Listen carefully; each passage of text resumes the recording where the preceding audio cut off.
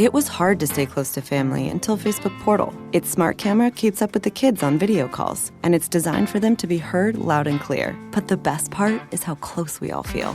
Give the gift of a deeper connection. Facebook Portal. Share something real. Empire.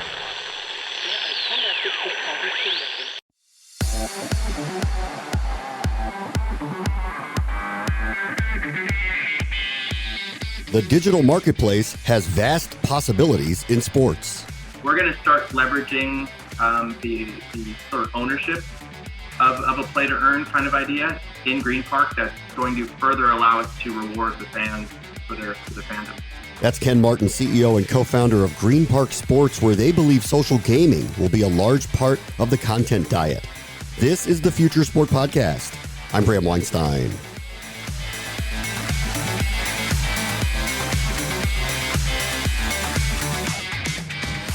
The NFT explosion in the collectible space has been one of the most eye-opening revenue streams in sports these days. And gaming, whether it's gambling or free-to-play, has gone from taboo to niche to lifeblood for teams, leagues, and content providers. Ken Martin is hoping to position himself right in the middle of this new landscape.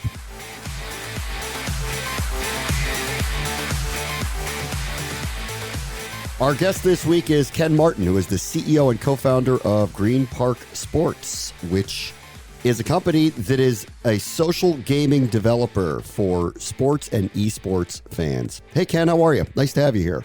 Great. Thanks for having me. Tell us a little bit about Greenpark Sports. What are you guys building? So Greenpark is a vision for what fandom could be and I guess in some ways should be moving into the future.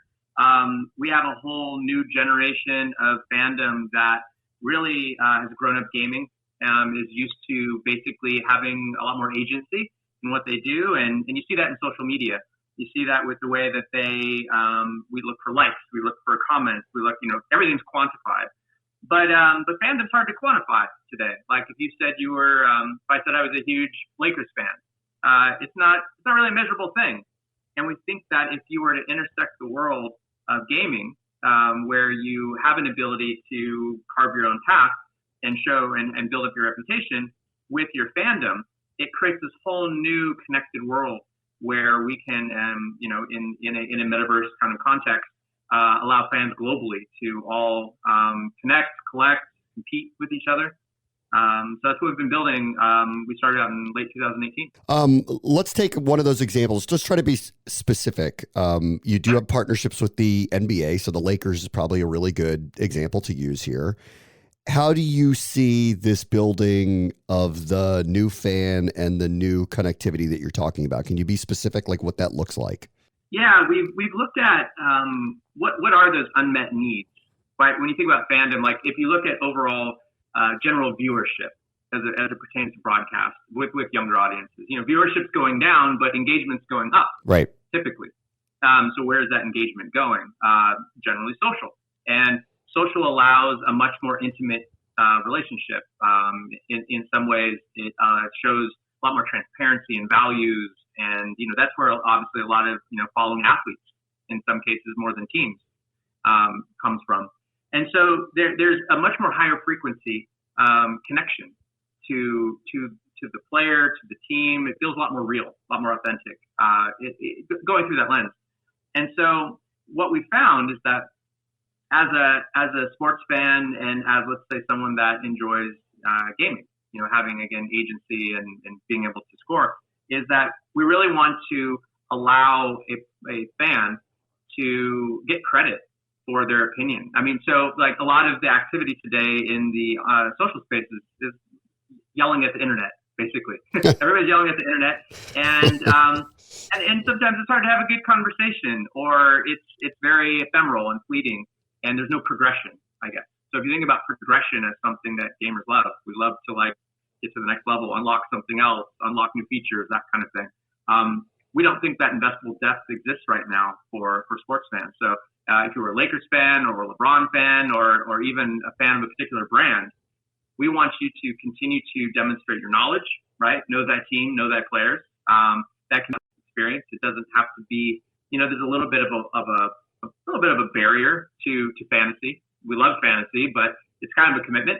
Obviously, there's daily fantasy, but I think for the most part, we see the bigger opportunity as a much more casual audience that really wants to be more emotive, be more emotional. I think the more that you get tied too much into analytical competitions, you almost have to decouple yourself from the emotion of it to be effective. So through a season, if you are a Lakers fan, everything that you're doing in Greenpark is contributing to the fan team for the Lakers. Even if the Lakers don't make the finals, let's say, or let's say even in the playoffs, they don't they either drop out. The fans can continue, right? So even for some of the really diehard supporter groups and fans with teams that might not make it to the playoffs very often, those fans could persevere. And I think being able to decouple that and kind of give them that kind of ability to represent their fandom, it's got a lot of interest. All right. So what does that look like? Is that collections that are created? Is that games that are created for the fans to interact with? Can you kind of take me through how you guys see that? Yeah. So you could break it down into two basic buckets. One let's just call skill and spirit as an example, right? Because you might really love demonstrating your knowledge of a particular player and or a team. And then there's just general spirit, like how much energy do you bring? In a world where we live very much in our phones and online, the type of energy that you would exude if you went to an actual game, right? And I think the statistic is something like only fewer than 10% of fans actually get to go to an actual real game. So how do you do that online? How do you show that you haven't missed a game, that you're there bringing sort of like the energy to this thing? So it's a lot of it that's the social engagement mechanic, if you will.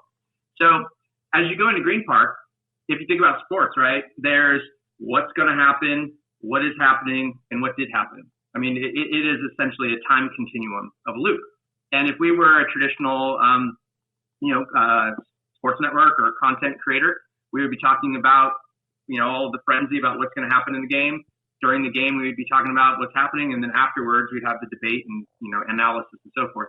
So what we're doing is sort of gamifying the competition around what is going to happen. And of course, prediction is a big piece of that. If you knew what was going to happen in the game, it probably wouldn't be all that as interesting. So prediction is a big part of that. Being able to, some of the features that we have coming next year are going to start to score a lot more around that. And while you're there, that ability to drop into, for us, I don't know if obviously the Ready Player One reference comes up quite a bit with Oasis, the Oasis. But if the Oasis was a sports bar, right? Like if there was this always on sports bar that you could drop into and basically be there amongst other fellow fans and the shenanigans that could occur, in a world without physics. There's a lot that can happen there. So there's that ability to connect with people in that moment and share that emotion. And then afterwards, how do you demonstrate like your knowledge of what happened? So we've got a mini game that we've been testing where you're running through these gates, and the gates are essentially like what happened in the game last night. Who got more free throws? This team or this team? You run through the wrong door, get zapped. Run through the right door, get boosted. So that kind of gamification of how connected to the game are you is at the core of it. And then what's the reward system there? Do you end up getting credits? Do you end up getting points? How do you kind of view that engagement model part of it? Yeah, I'll try to separate where I know we're going fully to where we are today. But yeah. You can imagine in most mobile games, there's an art and a science to, again, the investable depth, meaning mobile games are great because I'll just use Candy Crush as an example, right? There's dopamine hits. Like you do something, like you feel like you're constantly progressing. Yeah. You've unlocked something else. You've got a new power. You've got a new ability. There's not just these big gaps where you just feel like you're just stagnant. So as you go through and win predictions, spend more time in the game, demonstrate your fandom, you are accruing points. And those points allow you to buy things at the merch cart. We, as a free-to-play game, also allow you to spend real money. So just like most in-app games, you can buy gems. You can use those gems to buy an official jersey, right? Official Lakers jersey and so forth. But the bigger vision is to really also connect those fans into the real world. So being able to allow them to win tickets to games, allow them to essentially be rewarded with physical prizes and such. And that's also where our NFT kind of component comes in as well. So we have our first big NFT drop this Monday, 8 a.m. Pacific. And those are going to be things that will enable you as a founding fan to have even more abilities, more access, more status, and bonusing within it. So we're going to start leveraging the sort of ownership of a play to earn kind of idea in Greenpark that's going to further allow us to reward the fans for their fandom.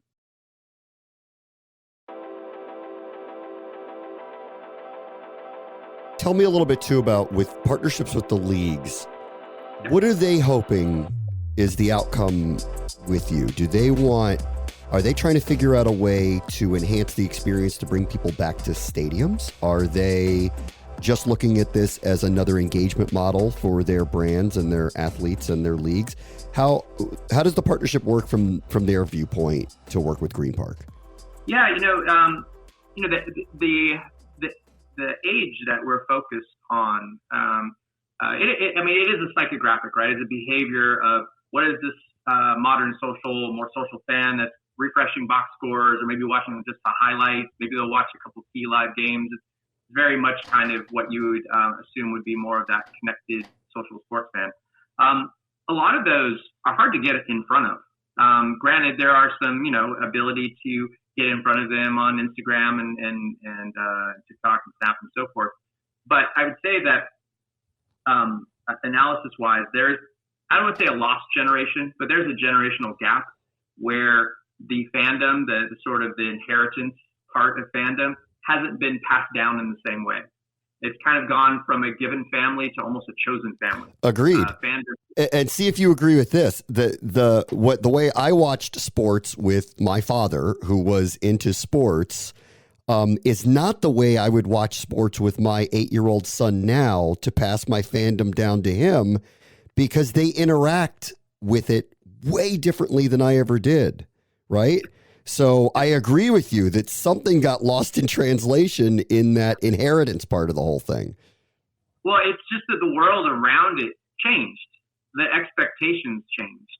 And, for a while, a lot of the reports saw it as we've created a generation of just completely inability to hold their attention to anything. We've created this kind of ADHD kind of, behavior where everybody is just multitasking to a fault.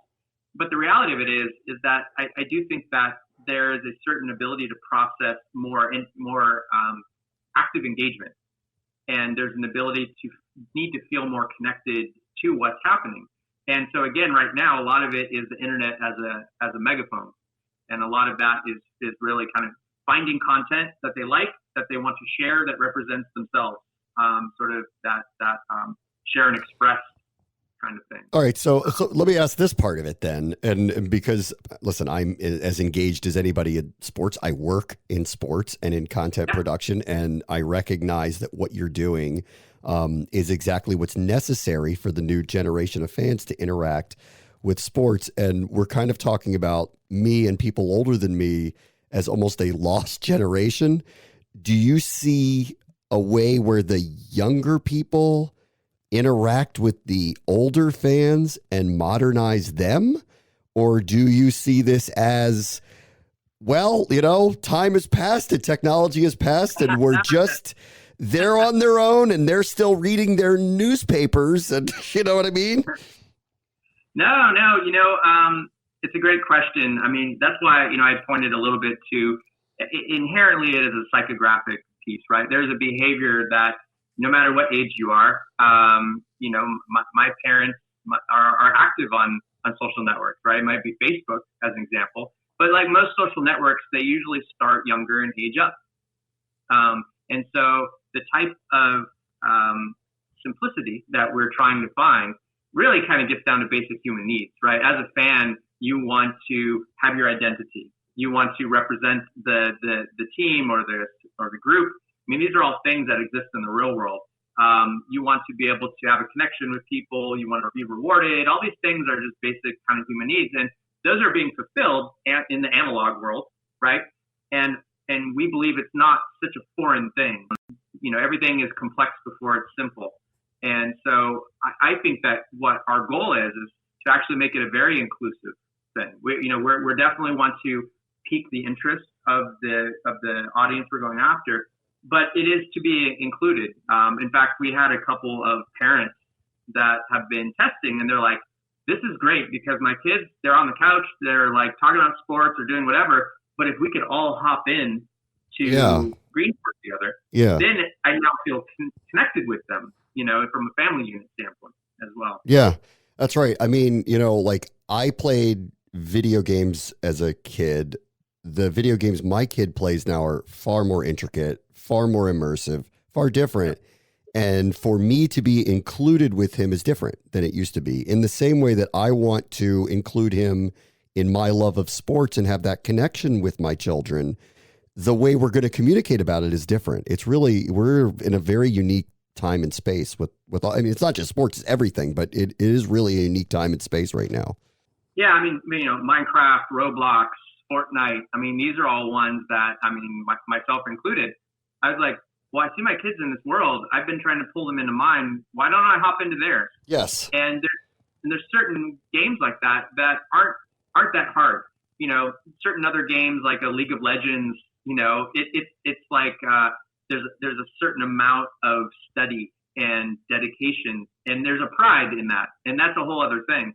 But for these more social, you know, games that you can go to in your space, it's also kind of interesting too, because you imagine, you know, your kids going out to the park and playing a game, and then the parent showing up, you know, and it's like, oh, okay, well, we're gonna have my dad play with us, but in the virtual world, you can be a cat, right? Like, it's true. You know, it's not as obvious that, oh, there's this parent running around. I appreciate that you think my avatar would be a cat. Okay, I'll keep that in mind. I just think that it could be a cat. Maybe. Yeah. You guys have kind of jumped into crypto as well. Can you kind of just give me your just general sense of why you think that's important to you and what you're building at Greenpark, and what you think kind of the larger forward-thinking process is on cryptocurrency, as we are kind of in this very nebulous space with it right now? Yeah, I mean, for us, the exciting part about it is really the permeability of owning something. Like, yeah, so for instance, and this is part of the reason why we even started Greenpark, which all my kids' money from Christmas, birthdays, they get the money and then they're upstairs and then they put it into Steam, or they put it into Robux or V-Bucks or whatever. It's true. So it goes from real money back into digital.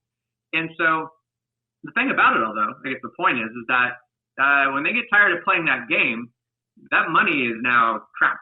It's trapped in that space. I used the example the other day. It's kind of like going to the mall, buying a shirt, but as soon as you want to leave the mall, you have to leave the shirt there, and you can only wear that shirt when you're at the mall. That's kind of how games have been. But this movement towards, no, I bring that stuff with me. I own it, and if I actually want to sell it and you know, kind of liquidate that because I'm tired of this, I want to go over here. You have a lot more control and a lot more power. So you overlay sports on top of that, where collectibles are a part of that. Things that could have more meaning or have significance because of the date attached to them or the event. And it really aligns nicely to this idea that I want to invest in my passion, but I don't want that to be trapped in a space that I can't, you know, that is kind of like a, you know, an inescapable sort of, you know, place. So I don't know if that makes sense, but it does. It does. And it's all really interesting. Ken Martin is the CEO and the co-founder of Greenpark Sports. Thank you so much for joining us.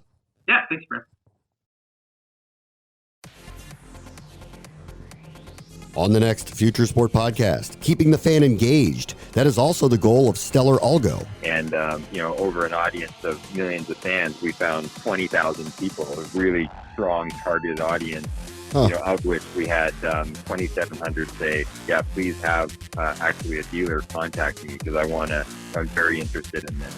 That's Vince Urcandia, founder and CEO of Stellar Algo, which is building a platform to better understand what fans want from sports. That will do it for this episode. As always, the future is now. This is the Future Sport Podcast. I'm Bram Weinstein.